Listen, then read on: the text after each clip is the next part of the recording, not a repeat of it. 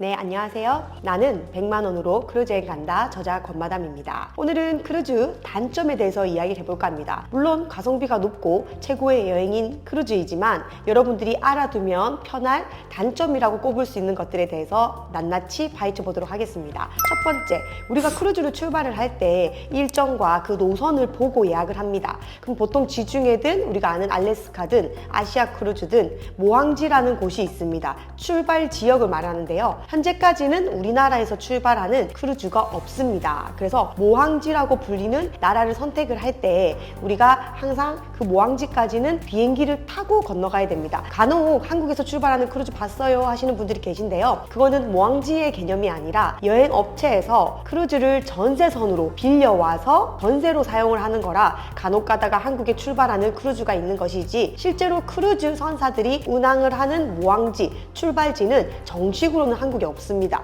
그래서 첫 번째 단점으로 꼽으라면 여러분들이 크루즈를 타기 위해서는 다른 나라로 한번 이동을 해야 된다. 이게 제가 느꼈을 때 단점이었습니다. 저에게 한국에서 출발하는 크루즈를 많이 물어보시거든요. 그렇다면 정말 크루즈가 저렴하고 굉장한 거겠지만 실제로 한국에서 크루즈가 출발을 한다?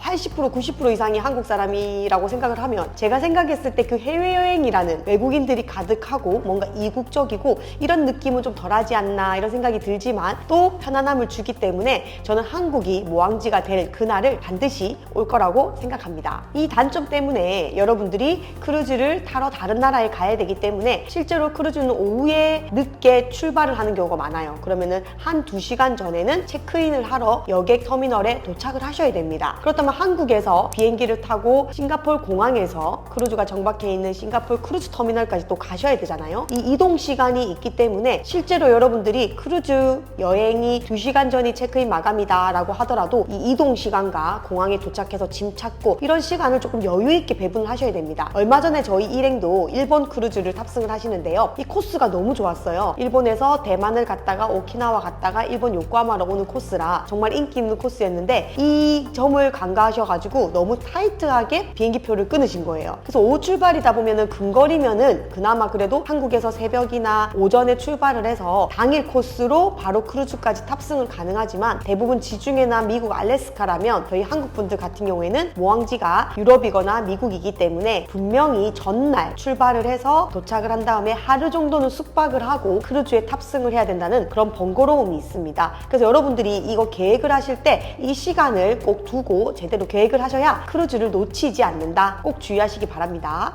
두 번째, 기항지 투어입니다. 제가 이번에 5월에 지중해 크루즈를 가는데요. 우리가 프랑스, 스페인, 이탈리아 이렇게 여러 군데를 돌아다니는 크루즈지만 우리가 실제로 제한된 시간이 있습니다. 크루즈가 아침에 정박을 하면 저녁에 크루즈가 출항을 한다. 그럼 이 시간 동안 제가 기항지 투어를 할 수 있기 때문에 여러분들이 기항지를 투어할 때 시간에 대한 제한이 있게 되는 거죠. 그렇다면 여러분들이 조금 더 많이 보고 싶고 1박 2일 정도 하고 싶다 이런 분들에게는 조금 짧은 시간일 수도 있기 때문에 이 제한된 시간 안에서만 기항지 투어를 할 수 있다는 거, 이게 제가 뽑은 단점 중에 하나입니다. 그리고 여러분들이 기항지 투어는 옵션이기 때문에 저는 힐링 여행을 좋아해서 실제로 다른 나라에 많이 정박하는 크루즈라도 정말 보고 싶은 곳만 내려서 잠깐 그 나라의 문화 정도? 이색적인 문화 정도만 느끼고 다시 탑승을 해서 크루즈 안에서 먹고 놀고 자고 파티 문화를 즐기는 그런 힐링 여행을 좋아해서 여러분들이 기항지 투어를 계획을 할 때도 꼭 내려야 된다라고 생각하시는 분들도 계시더라고요. 기항지는 옵션이기 때문에 그 시간에 배가 정박을 했을 때 내려도 되고 안 내려도 된다. 이거를 아시면 좋겠습니다. 그리고 세 번째, 한국 분들이 많이 느끼시는 건데요. 인터넷이 다소 비싼 경향이 있습니다. 왜냐면 크루즈 같은 경우에는 도시에 정박할 때는 우리가 핸드폰이나 포켓 와이파이나 여러분들이 구매한 개인적인 인터넷을 핸드폰을 사용을 해서 전화라든지 인터넷을 할 수 있지만 크루즈가 항해 중일 때 이런 바다 위에 거의 중앙에 도시와 떨어져서 바다 위에 항해를 할 때는요, 여러분이 핸드폰으로 인터넷을 구입을 하고 로밍을 하셔도요 전화나 인터넷이 안 됩니다. 핸드폰에는 이제 기지국이 없기 때문에 항해 중에는 내가 구입한 핸드폰용 인터넷이나 로밍이 안 되기 때문에 도시 쪽으로 다가올 때쯤 되면은 다시 되지만 안 될 때는 여러분들이 인터넷이 꼭 필요하다 그러면 한국 분들 같은 경우에는 카카오톡이나 이런 문화기 때문에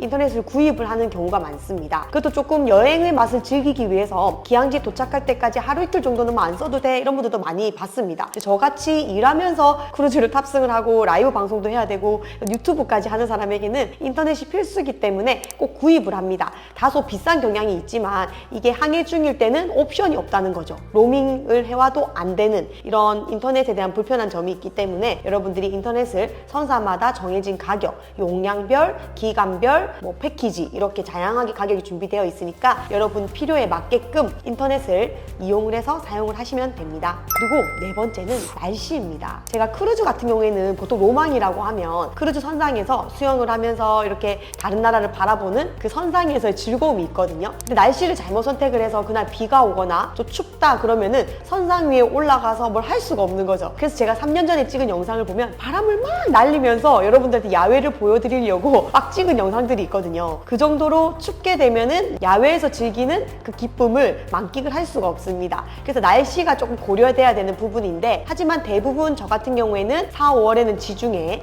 7, 8월에는 알래스카, 1, 2월에는 중동 이런 식으로 그 날씨에 최적화된 날씨별 나라를 선택을 해서 크루즈 여행 가기 때문에 이런 단점을 보완은 할 수 있습니다. 그래서 여러분들이 알고 있으면 좋을 것들 단점이지만 충분히 보완을 해서 여러분들이 준비한다면 크루즈 여행도 100배 즐거운 크루즈 여행이 되실 수 있습니다. 다른 영상도 많으니까요. 꼭 공부를 하셔서 한번 가시는 거 제대로 누리시길 여러분 가족, 친구, 나 스스로 모두가 행복한 여행이 되길 바라는 마음에서 준비를 했습니다. 구독, 좋아요, 알람 설정 부탁드리겠습니다.